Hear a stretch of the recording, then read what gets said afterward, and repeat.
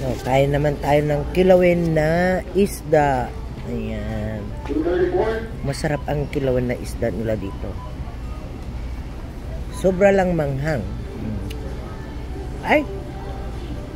Grabe naman.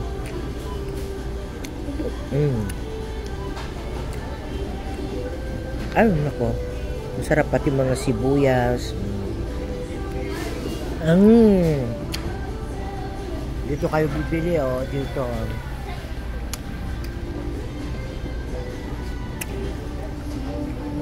Sarap naman to isda nila. Maraming luya.